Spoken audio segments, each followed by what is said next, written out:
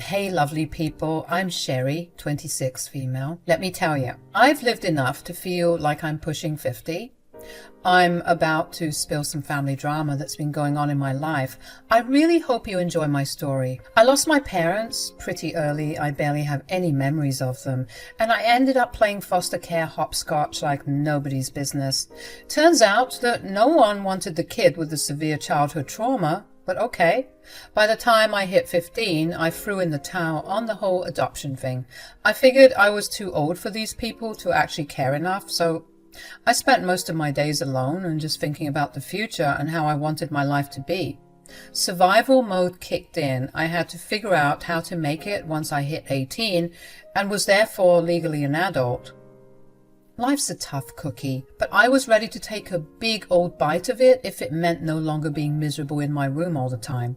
So I busted my hump, getting odd jobs in the neighborhood to squeeze out some extra pounds. I've always had nimble fingers, and people used to compliment me on how careful and precise I was. Probably would have become a neurosurgeon in another universe, but that couldn't be the case for me in this lifetime.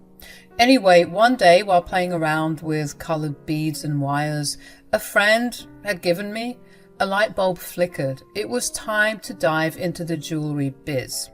I mean, why not, right? I was making some pretty cute nose and ear cuffs, and I knew that I could do more if I had the right materials. Seemed like a wild, impossible dream at the time. But I stayed on the grind, refining my craft. Before I knew it, I was 17 years old and I was launching an Etsy store, slinging my dazzling creations to blokes all across the UK. I was basically ready to move out before I needed to, and I was so freaking proud of myself. I knew that I could take this thing to new heights. I mean, no one was doing what I was doing, and I had to latch onto capitalism's sweet teat if I was going to be retiring by 35. That's an exaggeration. Like I planned, so guess what I did? I worked even harder and smarter, proposing my business to potential investors, forcing myself through doors that were insisting on shutting me out and ear lashing just anyone who would listen, really. It was rocky at first. I almost gave up, even before I was getting rejected a lot. But something inside of me told me to just keep pushing. Funnily enough, I found myself in the same room as people I used to watch on TV when my foster mum would put on Boston Legal and Suits.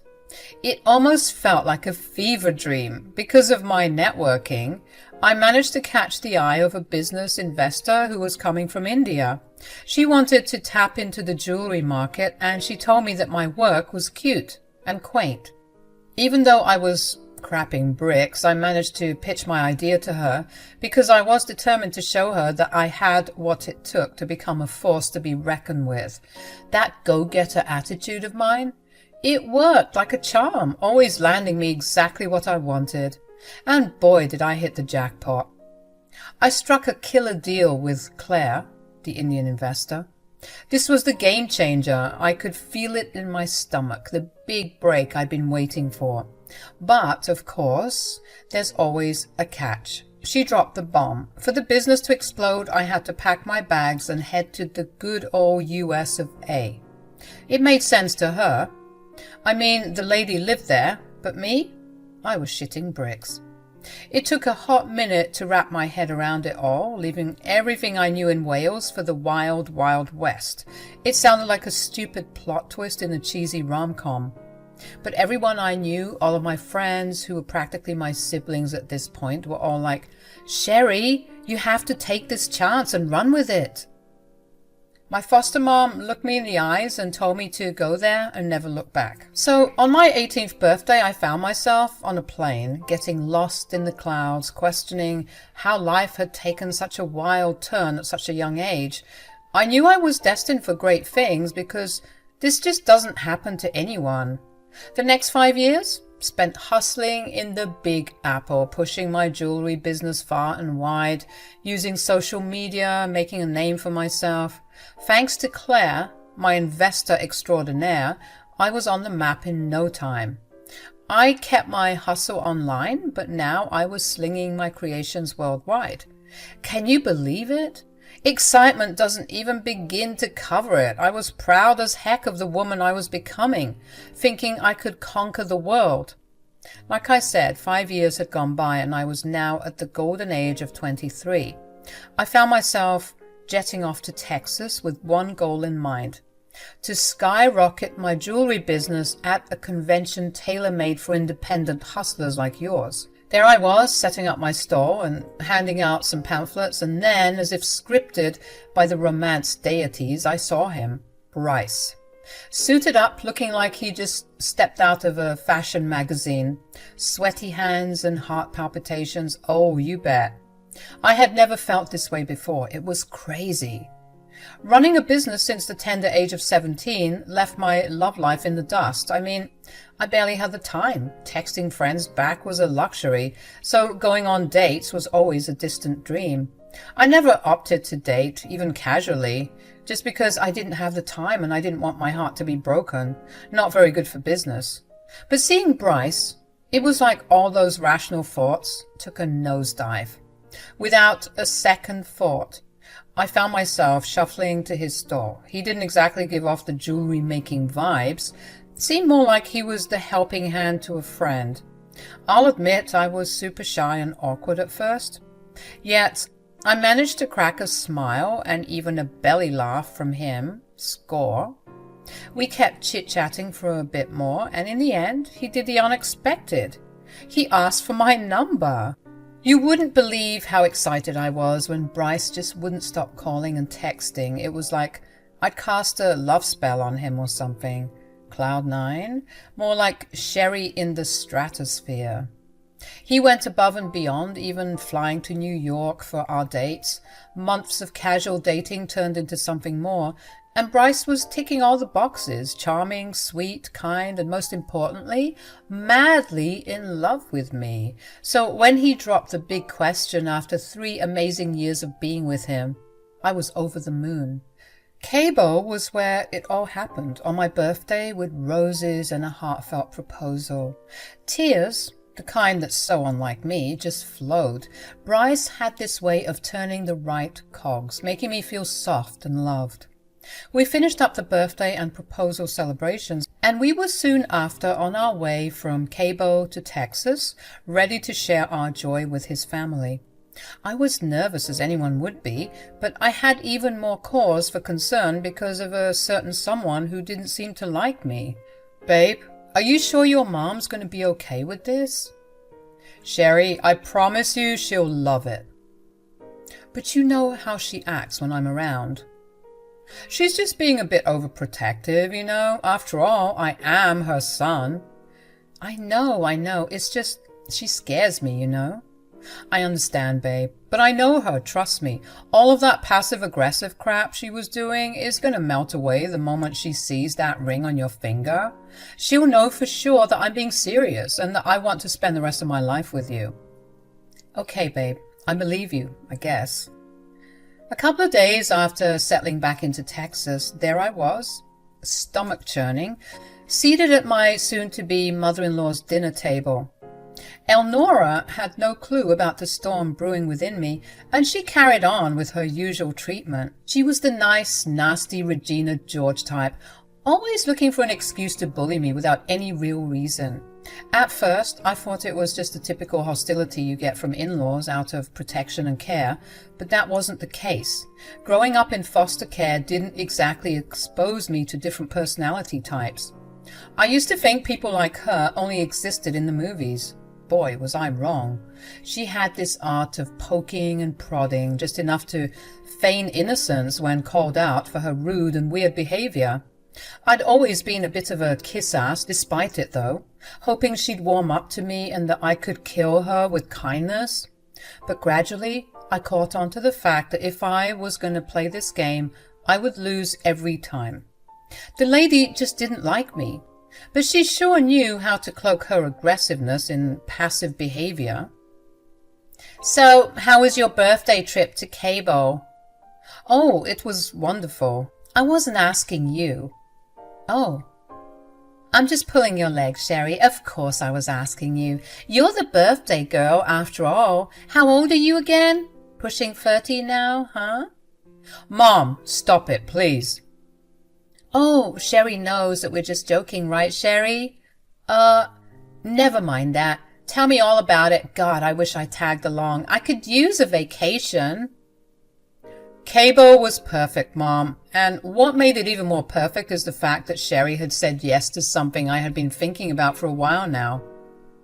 Oh, what was it?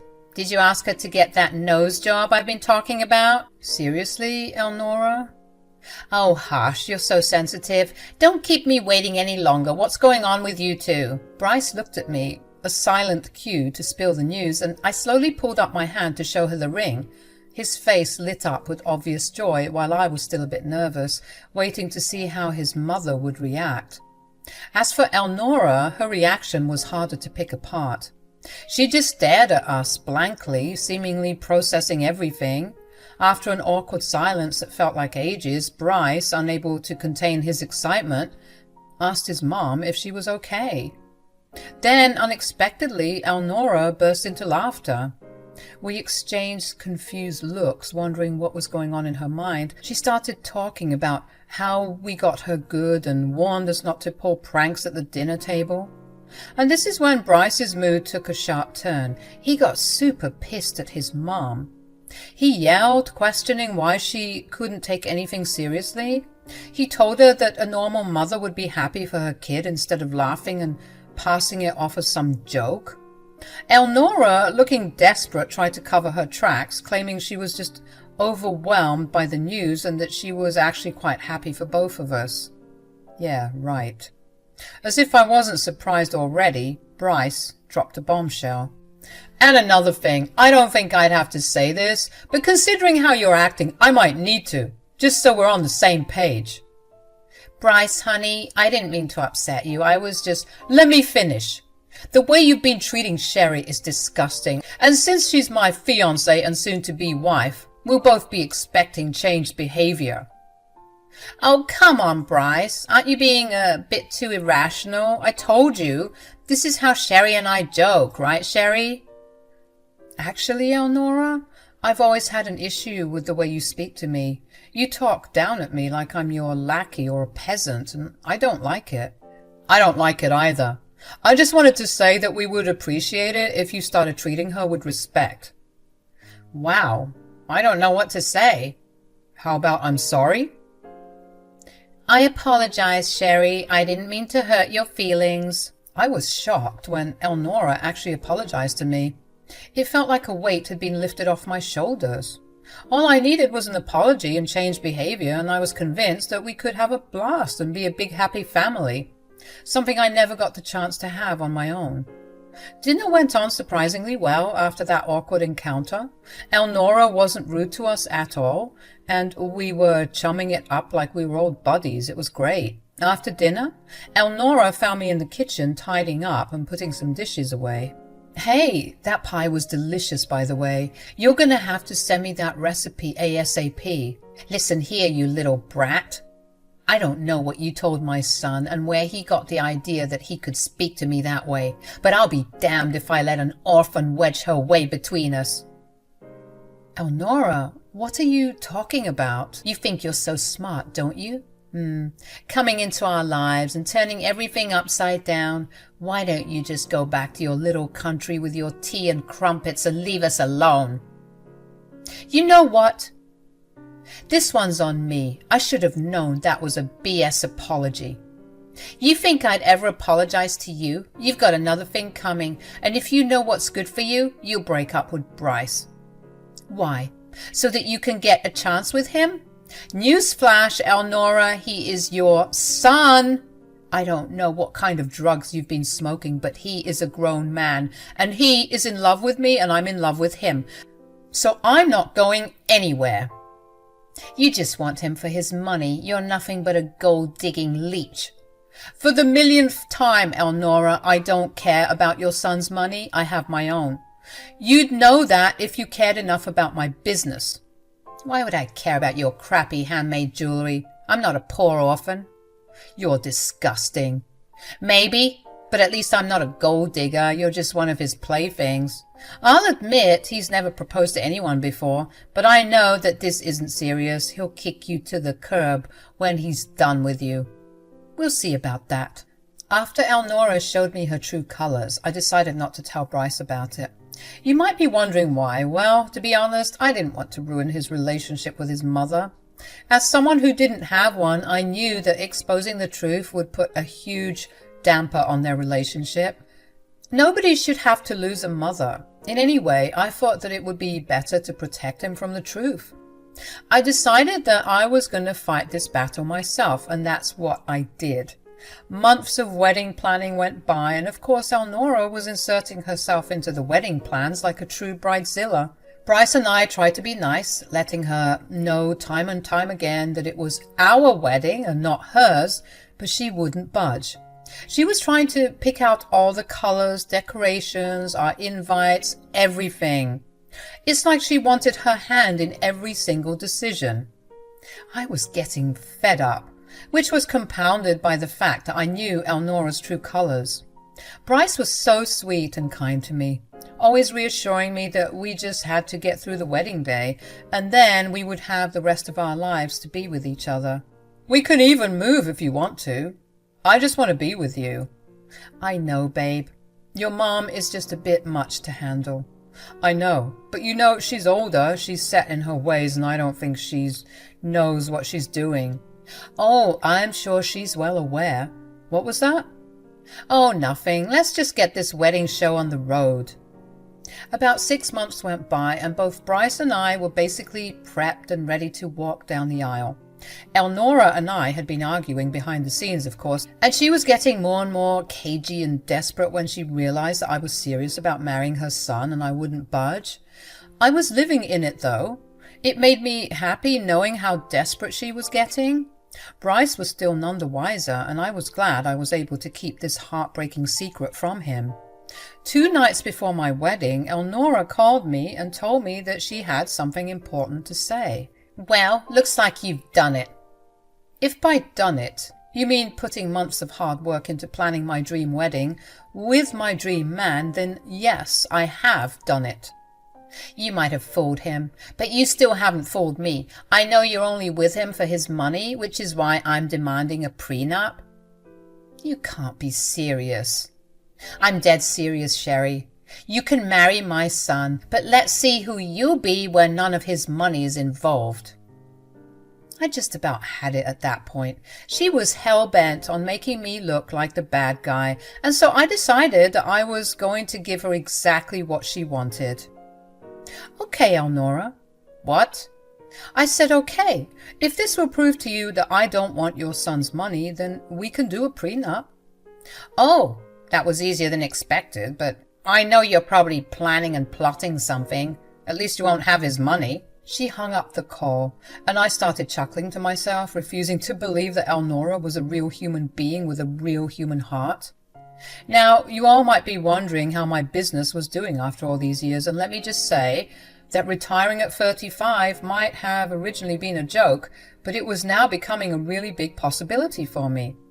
God had been so kind to me, allowing for my business to boom like this. I spent most of my days chilling at home, being a housewife because I had nothing better to do.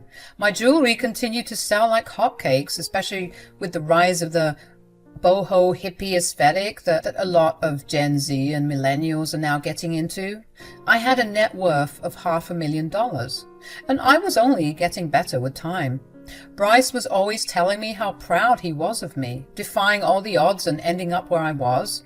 He didn't mind at all that I made more money than him, and he said that one day he'd be just like me, chilling at home so that we could spend some more time together.